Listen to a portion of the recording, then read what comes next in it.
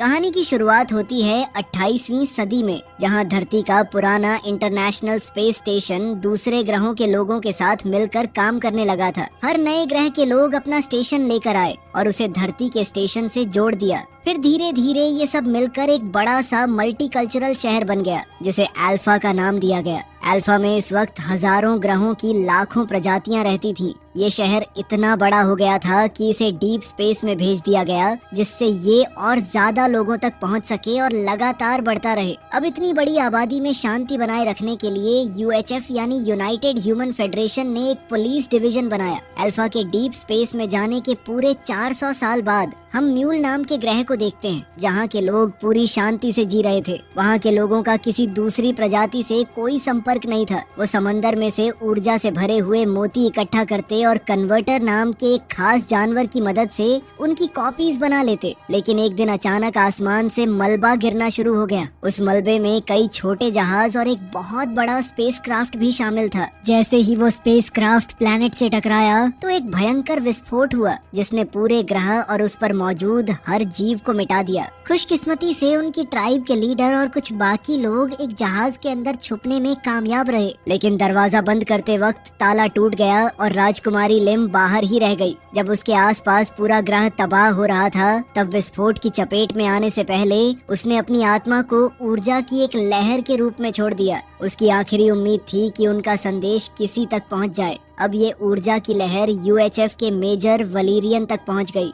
वलीरियन अपनी साथी sergeant Sophie के साथ सफर करता था। वो सोफी के साथ रिश्ता बनाना चाहता था, लेकिन सोफी हर बार उसे मना कर देती। उसका मानना था कि वलीरियन दिल फेंक आशिक है, वो हमेशा उसके साथ नहीं रहने वाला। अब वलीरियन ने जहाज की एआई एलेक्स से अपने दिमाग का स्कैन करने को कहा। एलेक्स ने बताया कि उसके दिमाग में कुछ बाहरी ऊर्जा की लहरें पहुंची हैं। इसके बाद वो दोनों प्लैनेट काइरियन पर गए। वहाँ उन्हें डिफेंस मिनिस्टर का संदेश मिला। मिनिस्टर ने उनसे कहा कि वो उस प्रजाति के आखिरी कन्वर्टर को बचाएं और उसे अल्फा में लेकर आएं। ये मिशन बहुत ही खुफिया था। फिर दोनों तुरंत इस मिशन के लिए रवाना हो गए। जैसे ही वो लोग वहाँ पहुँचे, उन्होंने अपने कपड़े बदल लिए ताकि आम टूरिस्ट्स की तरह दिख सकें। फिर वहाँ उनकी मुलाकात मेजर गिब्सन और उसकी टीम से हुई, जो इस मिशन में उनकी मदद करने वाली थी। योजना के मुताबिक वलीरियन को एक वर्चुअल बाजार में घुसना था और फिर एक खास पॉइंट पर सोफी से मिलकर सामान का ट्रांसफर करना था। ये पूरा बाजार एक अलग डायमेंशन में मौजूद था और वहां तक पहुंचने के लिए वलीरियन को खास गॉगल्स और हेलमेट पहनना पड़ा। फिर अंदर पहुंचते ही उसने नियम तोड़ दिए और उस हिस्से में घुस गया जहां इंसानों का जाना मना था। वहां उसकी मुलाकात सार्जेंट कूपर से हुई। कूपर ने उसे एक खास चश्मा दिया जो हेलमेट की जगह काम करता था, जिसकी मदद से वो एक और डायमेंशन तक पहुंच सकता था। उसने वलीरियन को एक बंदूक और उसे चलाने के लिए एक क्यूब भी दिया। साथ ही उसके शरीर का स्कैन करके उसे अदृश्य बना दिया। अब बिना किसी की नजर में आए वलीरियन एक रहस्यमयी दुकान तक पहुंच गया। वहां आइगॉन कन्वर्टर को बेचने की कोशिश कर रहा था। खरीदने वाले वही एलियन थे जिन्हें वलीरियन ने अपने सपने में देखा था। बदले में वो उसे खास ऊर्जा वाले मोती देने वाले थे, लेकिन आइगॉन लालच में आ गया और ज्यादा मोती मांगने लगा। दोनों तरफ के लोग किसी समझौते पर नहीं पहुंच पाए और अचानक वहां मौजूद सभी लोगों ने एक दूसरे पर हथियार तान दिए। उसी समय वलेरियन ने भी अपनी गन निकाल ली। इसी के साथ वो सबके सामने आ गया। वहीं दूसरी ओर सोफी और बाकी टीम बाजार को घेरने वाली दीवार के पीछे पहुंच चुकी थी। उन्होंने वॉच टावर में खड़े गार्ड को एक खास गन से निशाना बनाया। उस गन की मदद से वो गार्ड की हर हरकत को कंट्रोल कर सकते थे। फिर उन्होंने दीवार में एक सुराख बनाया ताकि सोफी उसके पार जा सके। फिर सोफी सीधे ड्रॉप पॉइंट तक पहुंची। वहां उसने एक खास बॉक्स एक्टिवेट किया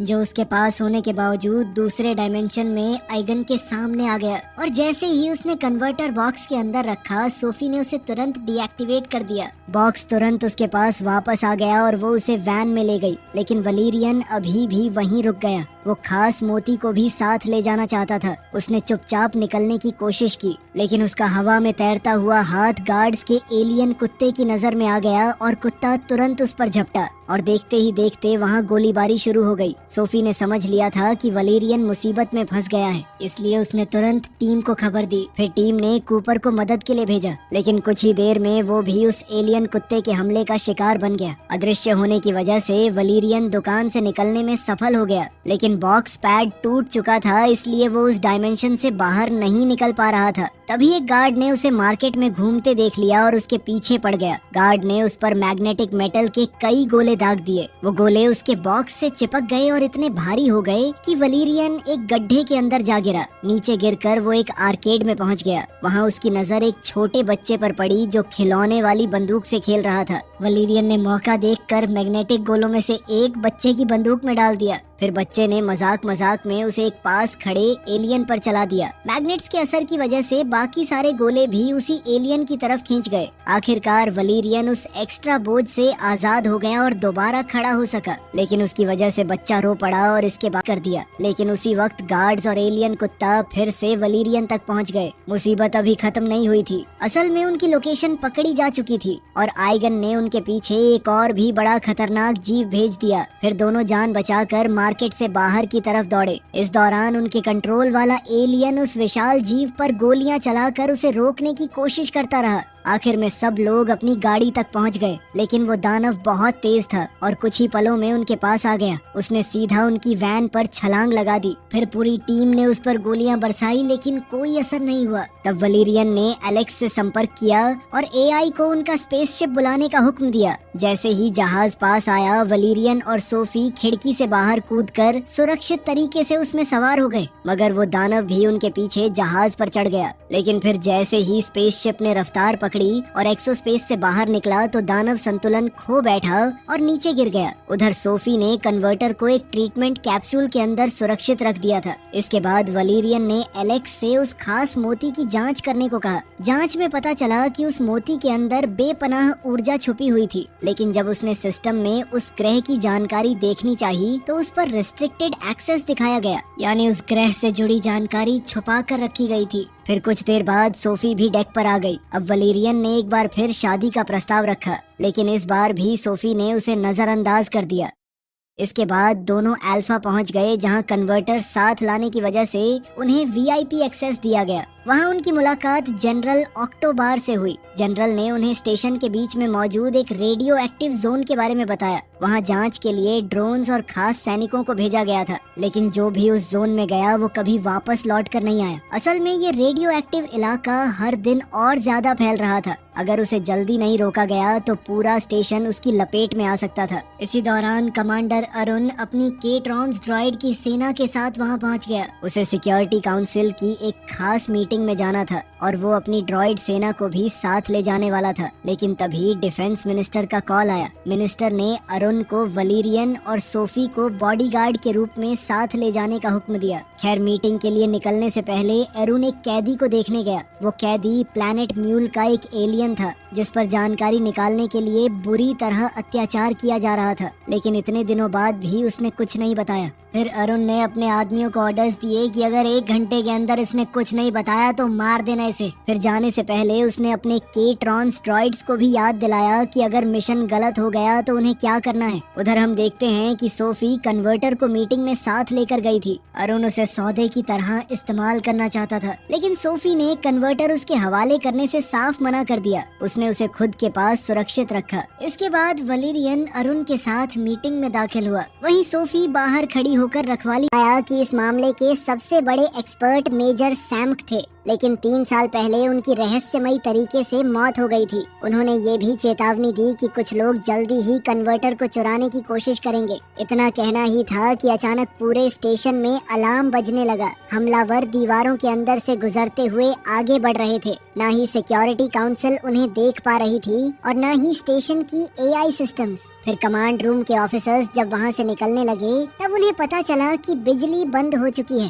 साथ ही सारे रास्ते भी लॉक कर दिए गए थे। तभी सोफी तुरंत वलीरियन के पास पहुंची और दोनों मिलकर कमांडर को सुरक्षित बाहर निकालने की कोशिश करने लगे। लेकिन अचानक दीवार में जोरदार विस्फोट हुआ। अब म्यूल प्लैनेट के कई सारे एलियंस अंदर घुस आए और उन्होंने सब पर एक चिपचिपा लिक्विड छोड़ना शुरू कर दिया। वो लिक्विड पल भर में लोगों को ककून के अंदर कैद कर देता था। जैसे ही वलीरियन ने देखा तो उसने ककून में फंसने से पहले एक छोटा कैप्सूल अपने मुंह में डाल लिया। फिर कुछ ही देर में वो भी चिपचिपे ककून के अंदर कैद हो गया। मगर म्यूल के एलियंस अरुण को ककून समेत लेकर वहाँ से चले गए। उनके जाने के बाद वलीरियन के मुंह में छुपे कैप्सूल में से एक मकड़ी जैसा छोटा ड्रॉइड बाहर निकला और ड्रॉइड ने ककून को काट दिया। इस तरह वलीरियन होश में आया और अपनी कैद से बाहर निकलने में कामयाब हो गया। इसके बाद वलीरियन ने सोफी को भी ककून से आजाद कर दिया। उसने अपना चाकू सोफी को दे दिया ताकि वो बाकी लोगों को आजाद कर सके, जबकि वो खुद एलियंस का पीछा करने लगा।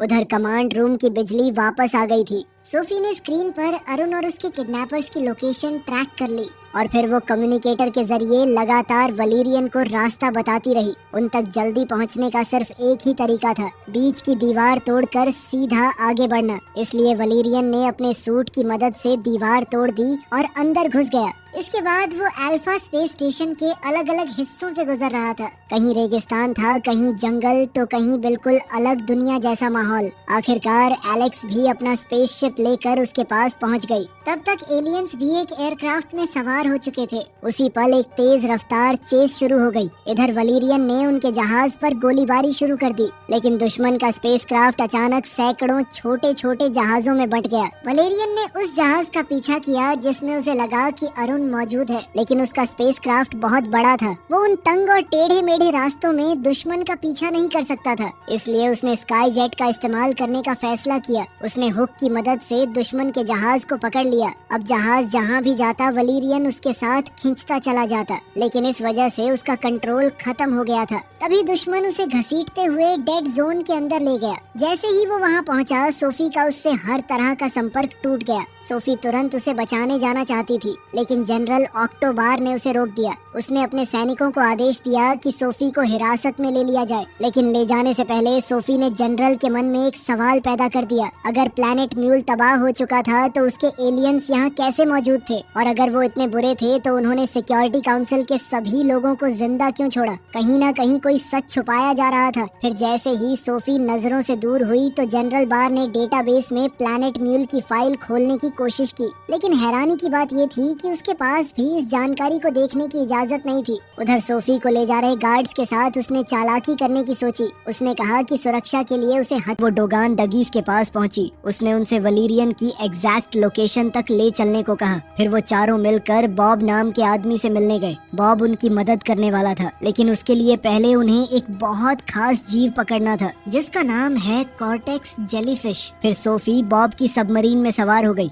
और सबमरीन उसे गहरे पानी के अंदर ले गई। वहाँ वो ब्रोमोसॉर्स नाम के विशाल जानवरों की तलाश करने लगे। ये बड़े बड़े प्राणी अपनी पीठ पर कॉर्टेक्स जेलीफिश को लेकर घूमते थे। खैर फिर बॉब ने सबमरीन के खास पंजों का इस्तेमाल करके ब्रोमोसॉर की पीठ से जेलीफिश निकालने की कोशिश की, लेकिन जेलीफिश को निकालना इतना आसान नहीं था और काफी जोर लगाना पड़ा। इस वजह से ब्रोमोसॉर्स गुस्से में आ गए। उसी पल 3 ब्रोमोसॉर्स पानी के अंदर उनका पीछा करने लगे, लेकिन खुशकिस्मती से सबमरीन काफी तेज थी और एक तंग रास्ते से गुजरते हुए उन्होंने उनसे पीछा छुड़ा लिया। फिर जमीन पर वापस आने के बाद डोगन डगेस ने सोफी को बताया कि उसे जेलीफिश अपने सिर पर रखनी होगी और वो उसे अपनी मंजिल दिखाएगी, लेकिन उसे 1 मिनट से ज्यादा ऐसा नहीं करना था, वरना जेलीफिश उसकी यादें खाना शुरू कर देगी। तब सोफी ने उनकी बात मानी और अपनी हद से आगे बढ़कर वो 1 मिनट 10 सेकंड तक जेलीफिश के नीचे रही। आखिरकार उसने वलीरियन की लोकेशन देख ली। उसके सामने एक बोर्ड नजर आया जिस पर लिखा था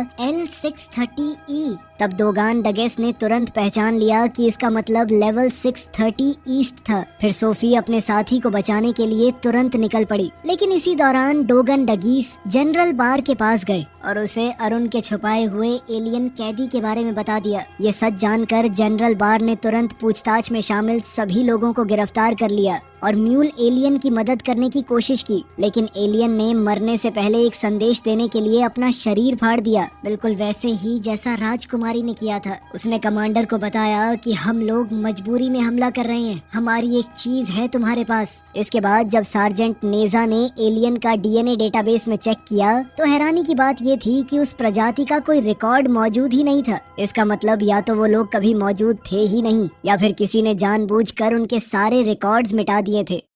वहीं दूसरी ओर सोफी लेवल 630 ईस्ट पहुंच गई थी। वहां की पथरीली जगह से गुजरते हुए उसने वलेरियन को जमीन पर बेहोश पड़ा देखा। तब उसको देखकर अपना मन बहला रही थी, लेकिन उसे पता नहीं था कि सारी तितलियां असली नहीं थीं, बल्कि कुछ तितलियां सिर्फ चारा थीं। उसने जैसे ही एक तितली को छुआ वो अचानक हवा में खींच ली गई। असल में उसे प्लैनेट गोरा की बुलान बथॉर्स नाम की ट्राइब ने पकड़ लिया था और वो उसे अपने बंदी इलाके में ले गए। उधर वलेरियन ने भी जानबूझकर एक तितली को छुआ ताकि वो भी उस जगह पहुंच सके, लेकिन खींचकर लाए जाने के बाद उसने अपने दुश्मन पर गोली चला दी और एक दीवार के पीछे छुप गया। फिर वहीं से उसने दोबारा एलेक्स से संपर्क बना लिया। फिर एआई ने उसे बताया कि बिना किसी डिप्लोमेटिक दिक्कत के अंदर घुसने का एक ही तरीका था, एक ग्लैमोपॉड ढूंढना। अब वलेरियन डेड जोन से बाहर आ चुका था तो यूएचएफ उसकी लोकेशन दोबारा ट्रैक कर पा रहा था। गार्ड्स को ऑर्डर दिया गया था कि उसे नुकसान न पहुंचाया जाए, सिर्फ ढूंढ कर मदद की जाए।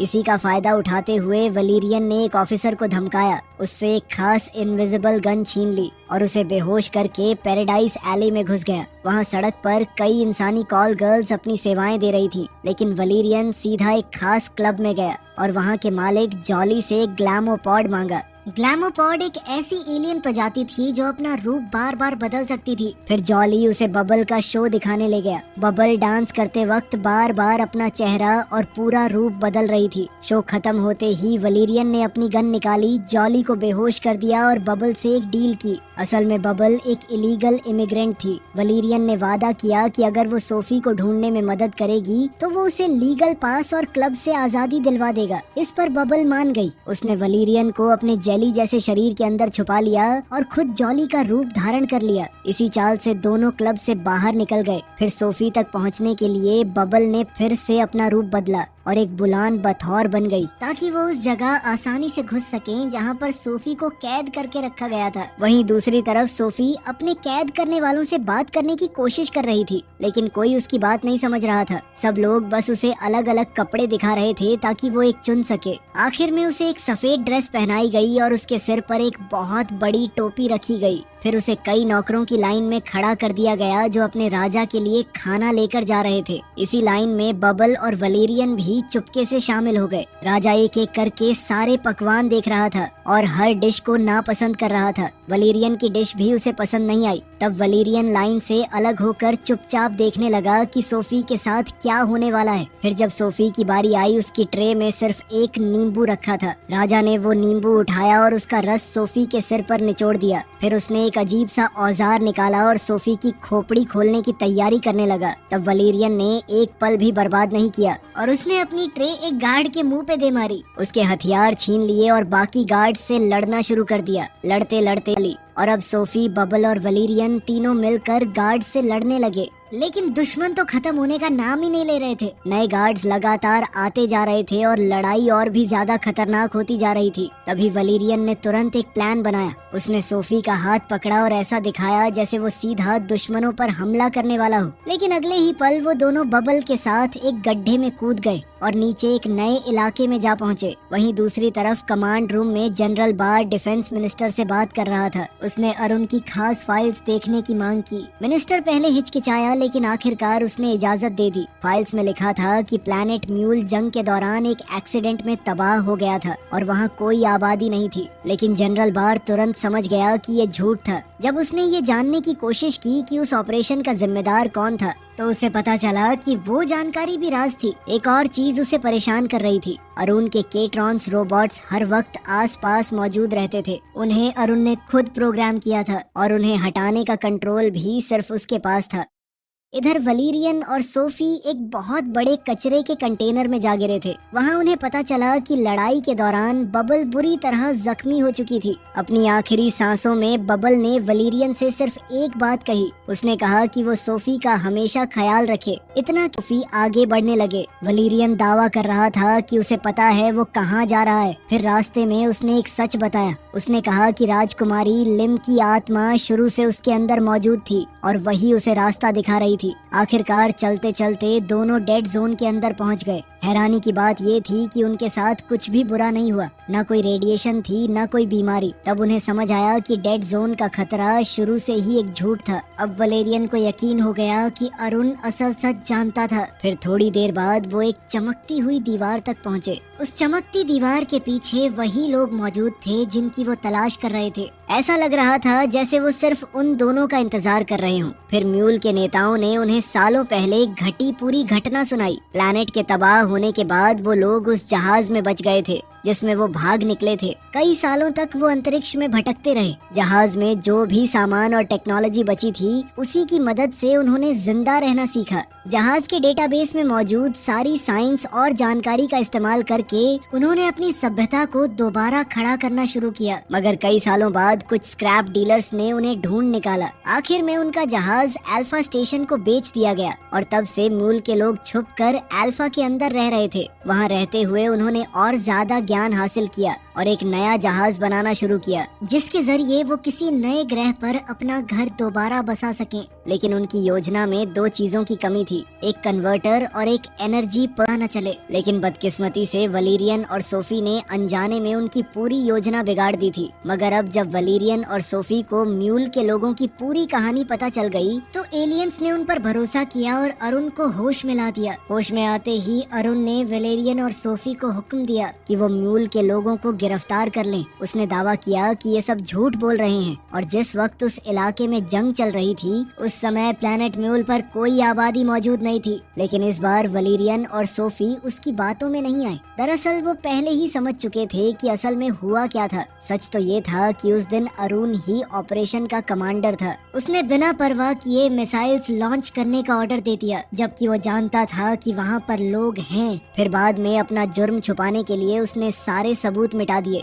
इसी सच को छुपाने के लिए उसने मेजर सैम का कत्ल करवाया था। आखिरकार अरुण ने सच कबूल कर लिया। उसने माना कि ये सब उसने किया था। उसका कहना था कि अगर सच बाहर आ जाता तो अल्फा में इंसानों की इज्जत और ताकत दोनों खत्म हो जाती। लेकिन वलीरियन ने उसकी बात सुनने के बजाय सीधा उसके मुंह पर मुक्का दे मारा। फिर उसने अपने पास मौजूद वो एनर्जी पर्ल म्यूल के लोगों को दे दी। सोफी भी उन्हें कन्वर्टर देना चाहती थी। पहले तो वलीरियन ने विरोध किया और याद दिलाया कि कन्वर्टर सरकारी संपत्ति है। लेकिन फिर सोफी ने उससे कहा कि इसी वजह से वो उससे शादी नहीं करना चाहती क्योंकि वो प्यार और इंसानियत की असली अहमियत नहीं समझता। सोफी उसके इस फैसले से इतनी खुश हुई कि उसने पहली बार उसके होठों पर किस किया। मगर इसी दौरान जनरल बार के सैनिक और केट्रॉन्स चमकती दीवार के दूसरी तरफ पहुंच गए थे। जांच करने पर उन्हें पता चला कि वहां पर कोई कंटामिनेशन है ही नहीं। फिर भी उन्होंने एहतियात के तौर पर बॉम्ब्स लगाना शुरू कर दिया।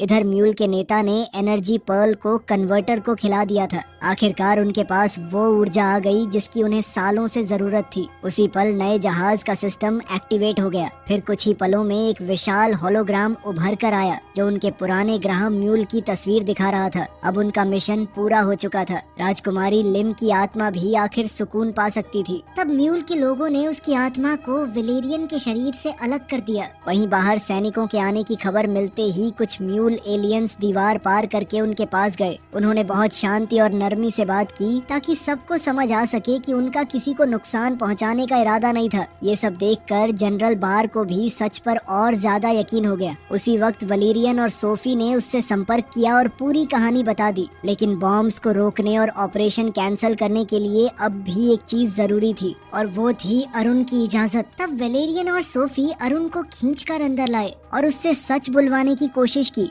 लेकिन अरुण ने तो हुक्म दे दिया, सब कुछ खत्म कर दो। उसके इतना कहते ही उसके केट्रॉन ड्रॉइड्स ने हमला कर दिया। ड्रॉइड्स ने दीवार के पास मौजूद लोगों पर भी हमला कर दिया और कमांड रूम में मौजूद ऑफिसर्स को भी मारना शुरू कर दिया। उधर जनरल बार ने सार्जेंट नेजा को काउंटडाउन हुक्म दिया। जब सोफी गुस्से में एरन को लगातार मुक्के मार रही थी और वलेरियन दीवार पार करके केट्रॉन्स पर फायरिंग कर रहा था, तब नेजा चुपके से कंट्रोल पैनल तक पहुंच गया। उसने सीधा मेन सिस्टम के सोर्स के साथ काम करना शुरू कर दिया। अब हर सेकंड के साथ वक्त खत्म हो रहा था। आखिरकार नेजा ने धमाके से सिर्फ 1 सेकंड में सुरक्षित तरीके से अल्फा स्टेशन छोड़ने में कामयाब हो गए। फिर कुछ देर बाद बचे हुए कुछ सैनिकों ने कमांडर अरुण को एक जगह पर लटका हुआ पाया। वो उस सुराख के पास लटक रहा था जहां से म्यूल के लोग निकल कर गए थे। ये देखकर जनरल बार ने तुरंत हुक्म दिया कि अरुण को उसके अपराधों के लिए गिरफ्तार कर लिया जाए। इधर वलेरियन और सोफी भी बच निकलने में कामयाब हो गए थे। तब रेस्क्यू टीम का इंतजार करते हुए वलेरियन ने एक बार फिर सोफी से शादी का सवाल पूछा।